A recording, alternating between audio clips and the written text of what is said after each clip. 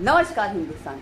जैसा कि आप जानते हैं कि 2027 में यूपी में विधानसभा चुनाव होने वाले हैं, लेकिन अब की बार बहुत हैरानी की बात है कि हैदराबाद का भाईजान ओवैसी यूपी से चुनाव लड़ना चाहता है।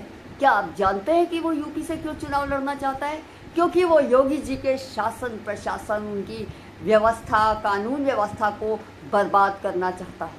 आए दिन एनकाउंटर होते हैं, अपराधियों के घर पे बुलडोज़र चलाए जाते हैं, अपराधी खुद तख्तियाँ लटकाकर थाने पहुंच जाते हैं, जेल की सलाखों के पीछे बंद किए जाते हैं। इधर अपराध होता है, उधर उनके एनकाउंटर हो जाते हैं, वो जेल में पहुंच जाते हैं। लेकिन यही बातें तो असदुद्दीन ओवैसी से बर्दाश्त नहीं होती हैं।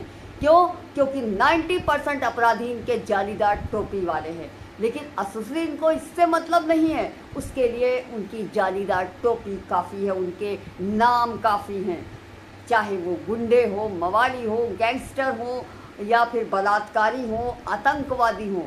और असदुद्दीन ओवैसी तो वैसे भी बलात्कारियों के, इन सबके, आतंकवादियों के केस लड़ता ही रहता है। यूपी में भी अब ये जंगल राज फैलाना चाहता है, जिस तरह से अखिलेश यादव के समय में होता था कि यादव और मुस्लिमों के खिलाफ एफआईआर ना लिखी जाए, इसकी चेतावनी अखिलेश यादव ने दे दी थी। हिंदुओं को झोंक दो चलेगा, लेकिन किसी मुस्लिम यादव के खिलाफ अपराध की एफआईआर ना लिखी जाए। यही ओवैसी का भी मकसद है।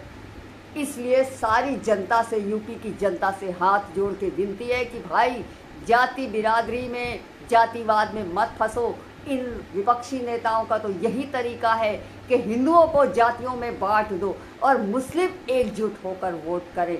जैसे कि अभी बरेली के मौलाना शहाबुद्दीन ने कहा है, अखिलेश यादव को चेतावनी दी है कि अगर अखिलेश यादव वादा करें कि जीतने के बाद वो मुस्लिम मुख्यमंत्री यूपी में बिठाएंगे तो हम सारे मुस्लिम एकजुट होकर के वोट कर देंगे।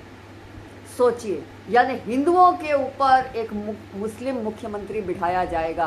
किसी मुस्लिम मोहल्ले में 4 हिंदू रहते हैं तो उनकी क्या हालत होती है।